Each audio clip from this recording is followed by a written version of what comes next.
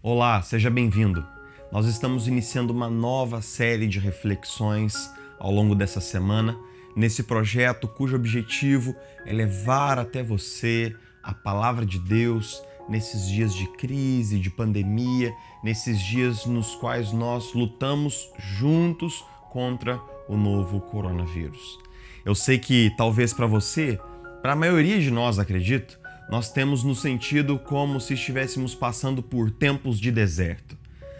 O deserto é uma metáfora bíblica muito apropriada para isso tudo que nós temos vivido nesses dias. O deserto pelo qual passou o povo de Israel, o deserto pelo qual viria a passar o nosso Senhor e Salvador Jesus Cristo, o deserto como um lugar de prova, como um lugar de pressão, como um lugar de teste. O deserto como um lugar que possui muitos perigos e muitas armadilhas. Ao longo dos próximos dias, nós vamos conversar um pouco sobre as virtudes essenciais que nós devemos desenvolver em nossas vidas para passarmos por esse deserto. As virtudes essenciais para o tempo de crise. E a primeira virtude que nós vamos abordar hoje, ela tá num texto bastante conhecido da Escritura, que é o Evangelho de Mateus, capítulo 10, versículo 16, quando, logo depois de ter escolhido os apóstolos, Jesus irá enviá-los numa missão. Então, Mateus 10 é o discurso da missão.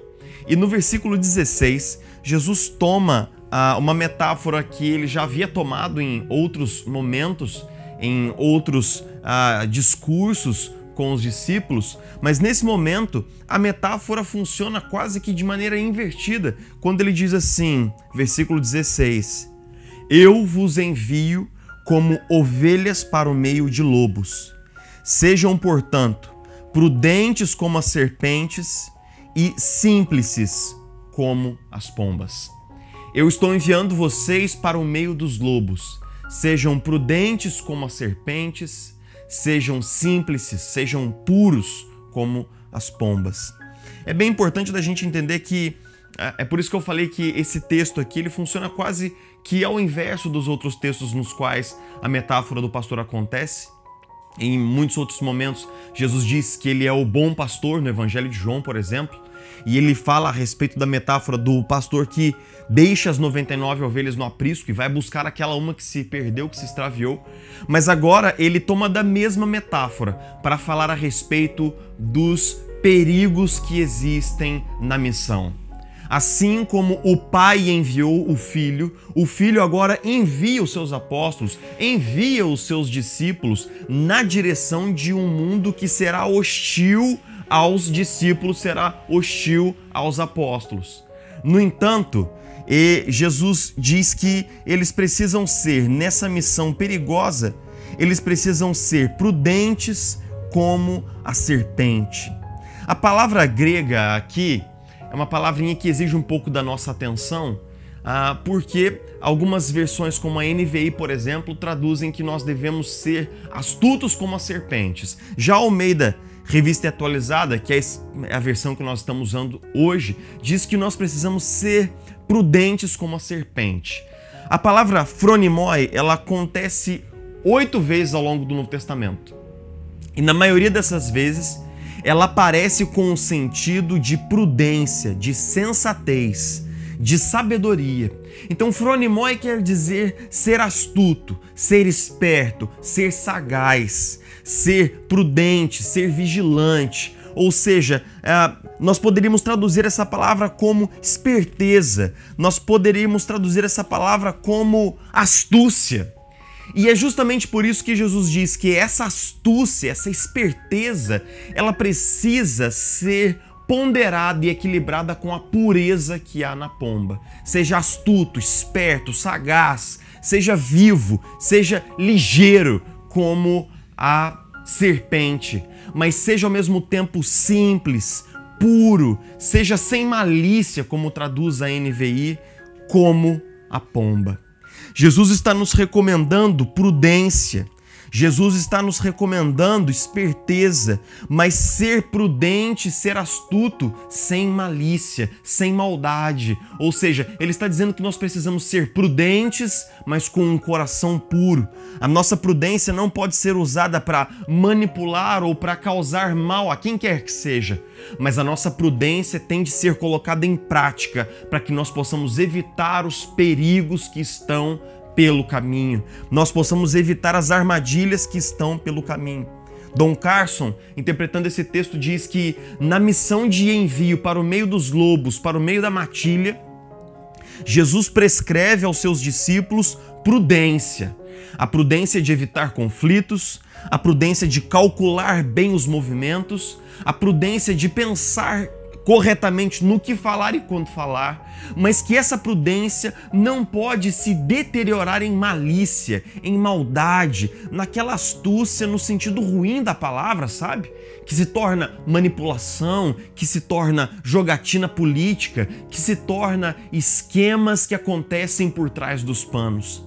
Então Jesus está recomendando prudência e pureza. Prudência sem malícia, sem suspeição, sem maldade.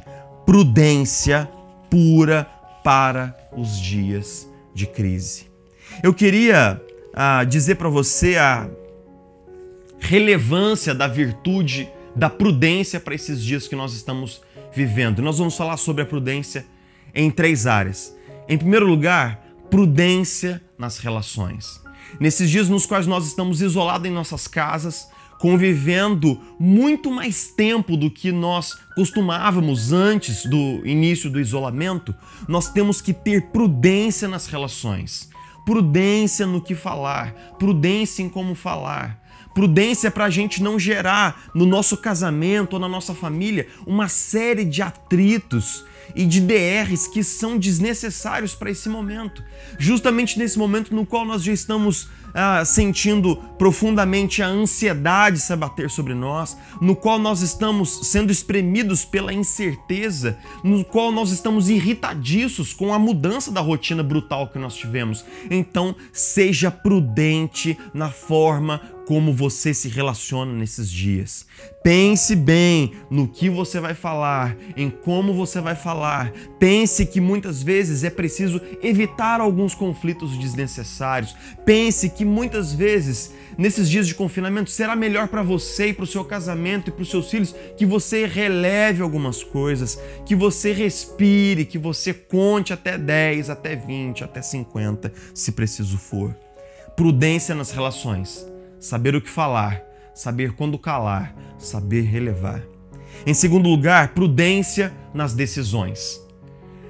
Esse tempo de crise trará sobre a maioria de nós a necessidade de decisões. Decisões em relação ao trabalho, em relação à carreira, em relação ao nosso comércio, decisões com relação à nossa vida financeira, decisões com relação ao aspecto profissional. Muitas decisões terão de ser tomadas no curso dos acontecimentos nos próximos dias. Então, a prudência nas decisões nos diz que nós não devemos tomar decisões precipitadas, apressadas, no calor da emoção, debaixo de uma tonelada de medo, debaixo de uma tonelada de ansiedade.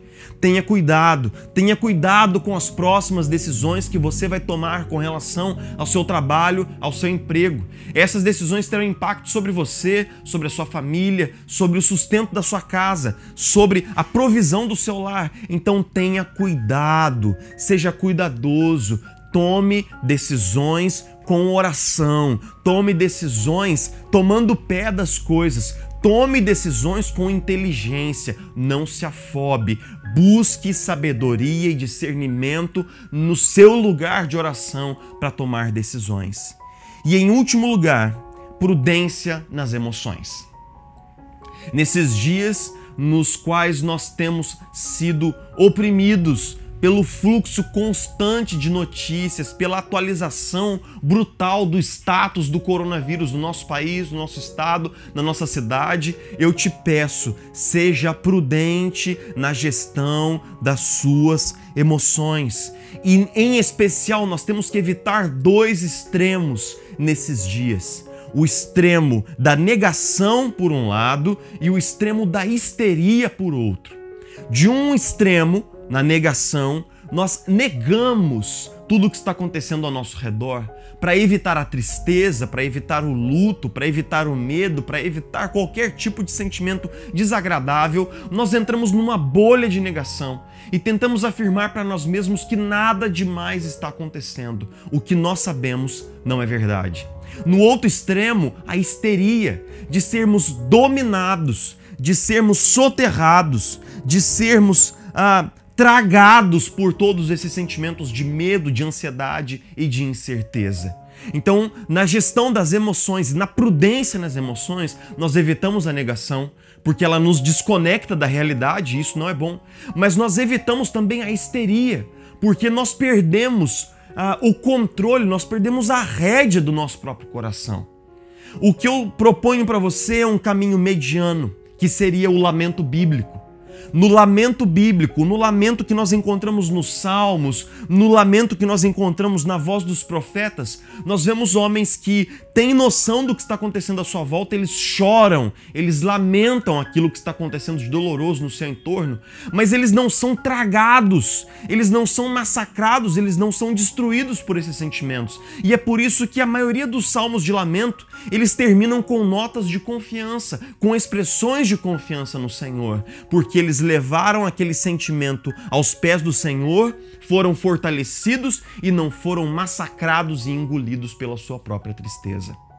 Prudência nas relações, prudência nas decisões, prudência nas emoções. Os antigos gregos consideravam que a nossa virtude determinaria o nosso destino. Para os antigos gregos que escreveram longamente sobre a ética e sobre as virtudes, como Aristóteles e Platão, por exemplo, afirmavam que o caminho até o nosso destino final seria pavimentado pelas nossas virtudes. As nossas virtudes determinariam o nosso destino. Mas aquilo que Jesus propõe por meio do seu evangelho é uma revolução copernicana. É um tombar da mesa, é uma mudança total na maneira de ver isso. Porque Jesus nos diz que ao morrer na cruz do Calvário, ao levar sobre Ele mesmo os nossos pecados, a nossa falta de virtude, ao levar sobre si mesmo a dívida do nosso pecado, Jesus mudou o nosso destino final. Jesus já alterou o nosso destino final. Jesus já nos concedeu da virtude que era dele. E por causa da virtude de Jesus Cristo, morto em nosso lugar na cruz do Calvário e ressurreto para o nosso bem, nós já fomos alcançados por um novo destino que vem a nós por meio de Jesus Cristo. E porque nós temos um novo destino, nós podemos agora desenvolver novas virtudes. O mesmo Jesus que me assegura do destino final da salvação é aquele que está trabalhando em nós agora, por meio da ação do Espírito Santo, para gerar em nós as próprias virtudes de Jesus. Jesus morreu a nossa morte para que nós pudéssemos viver a vida do próprio Jesus, uma vida de virtude, uma vida de prudência, uma vida de pureza. É justamente sobre isso que Paulo fala quando ele escreve aos Gálatas, dizendo que o Espírito Santo está gerando na nossa vida o bendito fruto do Espírito. O fruto do Espírito é essa nova maneira de viver, é esse novo estilo de vida, é esse novo tipo de agir, de pensar, de falar, de se portar diante das situações que brota em nós pela ação do Espírito sobre nós, mas sobretudo porque o destino final, o nosso destino final, já foi alterado por Jesus Cristo, o nosso Senhor e Salvador. Eu não gostaria que você pensasse que ao longo desses dias nós estamos refletindo sobre o teor de como podemos ser salvos. Não é sobre isso que nós estamos conversando, porque só há uma maneira de nós sermos salvos: por meio da virtude de Jesus Cristo, por meio do trabalho de Jesus por nós na cruz do Calvário. Mas quando nós tivemos o nosso destino final alterado, transformado, mudado pela morte, pela ressurreição de Jesus, então essa vida de Jesus nos alcança agora. e nos dá uma nova possibilidade de vida, um novo jeito de viver. Um jeito de viver que é, sim, virtuoso. Que é a virtude da prudência, a prudência do Espírito, a prudência de Jesus Cristo possa habitar em você nesses dias de crise. Que você seja prudente nas relações, prudente nas decisões, prudente na gestão das suas emoções e que por meio da prudência você possa encontrar um melhor caminho nesse deserto no qual nós estamos atravessando todos juntos. Que Deus te abençoe. Nós nos encontramos de novo amanhã, quando nós vamos conversar sobre a segunda virtude para os tempos de crise. Até lá, um grande abraço.